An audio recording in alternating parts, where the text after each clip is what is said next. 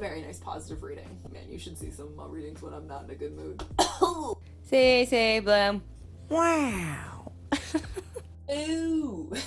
So I wanted to do a little tarot reading today. I have been like with my friends. I've done tarot since I was 16. Holy, I enjoy doing it. I find it like guided, a little guided meditation for yourself. I mean, the truth is, like, you don't have to believe in this, obviously. It's to each their own. I have no interest in convincing anybody. It's not, I think, what a lot of people think tarot is, which is kind of this tells the future. Essentially, what you do is you put energy into each reading. If I'm doing a reading on someone else or on myself, it's based on really the energy that they're putting into the card in that day, really in that moment. So if you're in like a kind of a negative mindset or you're in a positive mindset, that influences how the reading goes. If you feel in a situation that you're asking a question about, or just your kind of mindset about the world, a more positive framework, then you might see the future as being very positive, and you see it as your outcomes are good. Like, there's a chance that things are going to go very well for you. And obviously on the reverse, if you have a negative mindset, then you might see that outcome for that question or how you're feeling about the world as pretty bleak. So, I recently got a companion book. You can see it here, but I'll take a closer video of it so that you can get the full scope of it. Look at the majesty. Oh my gosh. Okay, so let me go so I can reference back to. So here's some different spreads. So this is the spread that I do most times, the Celtic Cross. And I've always wanted to have one. You can find all of this online, obviously. You don't have to buy anything. Tarot is accessible online fully, other than the cards. Well, I guess you can purchase them online. What I mean is, like, you need the physical cards. Right now, I just want to do a quick reading of myself. It'll probably take about, it's like a 10-minute thing. So let's get set up here. I have my tarot cards wrapped up in this very lovely scarf that I got from a friend forever ago. She got it from Portugal, and now I wrap my cards in it. She's actually the one who introduced me to tarot, so I was like, what a good fit. I'm going to be doing it's called the Celtic Cross. People read these differently. I know that you can do different types of readings. This is just based on this book, and I find it very effective. When you're reading for yourself, and the same with anybody else, but if I'm reading myself, I imbue the question into the deck. I'm just doing a general view of like what's to come, how's my feelings about things. You can be more specific, like relationships, career advice. I think I'm more kind of in the work mindset, so like I'm kind of like, all right, what's gonna be kind of happening? And I have a lot of projects on the go, so very creatively, this is kind of, I think, where my mind's at, so that's where it's gonna lean towards. I don't necessarily have a specific question right now. Definitely can ask, it makes the reading more specific. I've shuffled, imbued my feelings, and then you slide it into 3, and you pick which one speaks to you. Yeah, that one. These things are based on intuition. Can't really tell you why I picked that. Maybe it's because I'm right-handed. You never know.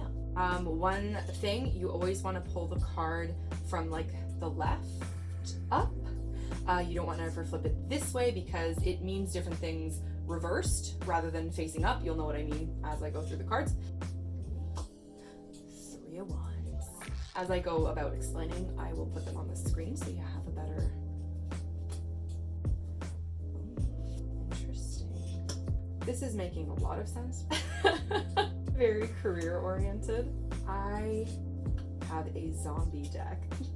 So instead of saying pentacles, oh my god, this is incredible. Instead of saying pentacles, it says hazards. Interesting. I like never get hazards. I used to only ever get cups, which is emotional. Here's the spread in full view. So I'll kind of go in order of how you read it. Right, go over here. And different spreads you read different. So sometimes you read all over the place in a spread. So like this one is very much like that. Fun. Okay, I'm excited. This is an interesting one. So first card. What is the first card? This is you and the situation in question. So me and kind of what I'm looking at overall. 3 of Wands. So, and it's reversed. And you can have a weird reading, what I would call like a botched reading, especially if you're confused about what it is you're questioning. Maybe it's just having a mindset that's all over the place. The reading can be all over the place. I've definitely had that. you just reshuffle, clear your head, and kind of cross it out again. Sometimes there's cards in here that will identify that it's like you don't know what you want. So the reading's not going well. Got it. Reverse meaning for Three of Wands. Action and adventure. Interesting. That's kind of the key meaning surrounding it. Let me just give you what it means upright. First off, what the card has imbued in it. So action, adventure. Three Wands is one of the Tarot's good fortune cards. Reveals successful enterprise and seeing your projects and relationships thrive. So this idea, action, adventure, success, enterprise, which is interesting because I'm very career kind of oriented. So when reversed, there it shows communication problems. Ooh, plans are delayed, maybe difficult to make progress in projects. If I'm thinking of me in the situation at hand, this fits pretty well. I have a lot of projects on the go, on top of just having gotten a new job. I have like a lot of different hobbies that I'm trying to get going. Obviously this YouTube channel that I just started, basically. It's a lot. So that actually makes a lot of sense. Communication, I'm thinking of communication problems in the sense that it's like in my own head, and I've been having troubles kind of settling my mind to understand what it is I want to do. Even with this channel, I was thinking about that. I'm like, what is it? I wanted to do creative projects and show off my creativity, but I'm having trouble focusing them because I feel so overwhelmed. So yeah, that makes sense. And then it says relationships can suffer under this influence if you find it hard to express yourself. And that's for sure. If you're feeling overwhelmed, I definitely find it hard to sometimes ask for support and help and like show that I'm struggling. So then it's pretty true to form. Okay, so now we have Three of Hazard. So 2, what crosses or complements you. How I interpret this in terms of like, what are your strengths for this situation? So, and that can be like support systems, can be friends who are, like, what is it that is guiding you? What is there to help you in this situation? So that's how I read it. Number 2, which is Three of Hazards. So that's, again, Pentacles. So if they just changed the name. 3 of Pentacles. Oh. Wow, that is pretty bang on. Enterprise and success. And this is upright, of course. So meaning of Three of Pentacles is rewarding work. It often shows you're ready to let your talents shine in public. The card often appears in readings to show launching a business, receiving a commission, giving a lecture or teaching. Obviously, I think this fits pretty well. I'm a very go-getter person. I want to, I want to start these adventures. I think I'm fearful. I have a bit of anxiety around them, but I have a lot of talents to offer to the world. So therefore, let that shine. Woo! Next up. So we're talking enterprise, fortune, career options, things that are happening right now. 3, the best that can be achieved in the circumstances. That's really fucking funny. When I read the card to you, you'll get it. Essentially the best outcome that I want to achieve. And that's specific. Like the best outcome to be achieved is what the outcome I want to achieve. Not like the best outcome futuristically. It's like, this is how I feel about it. If this happens, then this is kind of my favorite, best scenario, best case scenario. That's what I was looking for. Wheel of Fortune. 36. Man, sometimes you just bang on. I can't explain. Fate, change, intuition. Okay, upright meaning. So when the wheel is upright, anything is possible, and usually positive. Chance, meeting, unexpected offers, news arriving in force. Under this influence, your intuitive powers heighten. You find yourself tuning into people from the past. Career and money, news is coming that will improve your situation. However, you'll need to prioritize the demands upon yourself and quickly adapt to new challenges. Oh wow. Yeah, especially how I'm reading this in regards to like best case scenario is that all of my endeavors work out. That I'm successful in all of the things that I'm looking to attain. Wheel of Fortune, right? That makes a lot of sense. Next, the foundation, the reason for the reading. So again, this is my interpretation. Oh man, then this is fucking goddamn it. I'm telling you right now, sometimes this is so bang on to how I'm feeling about this that it's great. It's just really funny. You'll understand once I read it. Foundation, the reason for the reading. Why? And I can already tell you looking at the card that I know exactly why. Knight of Pentacles. So knights, something that my friend always told me about knights is that they are very wishy-washy. They go back and forth with how they're feeling. So this makes a lot of sense. Knight is loyal, independent. He's a natural protector, and security is very important to him. He may work in property or some of these things. He is the Knight of Wealth and Success, right? So this makes sense that it's like property, finance kind of thing. But improving prosperity, I meant to say. The key meaning is improving prosperity. So why am I having this reading? Why am I thinking this way? Is because I want to improve on myself. I want to improve on my endeavors in my career, and this is kind of like where I'm at. I think I'm, a little bit anxious about where to go, and so I'm just trying to kind of get myself sorted and situated. And it is upright, also, just as in FYI. It shows financial growth, good investment. Card is planning, prosperity, progress with strategizing. Sometimes cards, if they're in the same reading, they will impact other cards in your reading. If you have a card close to it, it'll suggest it in the book. But my friend, there was also things like, oh, if you have this card in here, this other meaning is a stronger presence. So fortunately, this book doesn't have that. She has like a ton of different stuff for hers, but this gives a good sense. So next. Number 5 is the past. Sometimes I don't even read this card because I already know how I was feeling. Obviously it gives you a good sense, so it's interesting. The Fool is very different from what a lot of people think about. The Fool, innocence, risk, beginnings. Upright Fool signifies calculated risk, never too late to begin anew. This makes a lot of sense. I've begun a ton of new projects. So I don't really think there's anything else I need to explain for that card. And that was my past, so a lot of new things, new endeavors, and I've taken a lot of risks. Innocence, it can also be naivete, obviously, and I think that that's, even though that's kind of a more negative side of that card, it's good. You don't want to be gullible in these risks that you're taking, so be aware of that. But again, this is in my past, so it's just saying that I've started new adventures. It's not really suggesting maybe if it were in this placement of another card. So if the Fool were in the you situation, it would be telling me that I'm beginning new adventures, but I might be a little innocent to the risks that are involved. Whereas here, it's like, you already took them. That's what it is.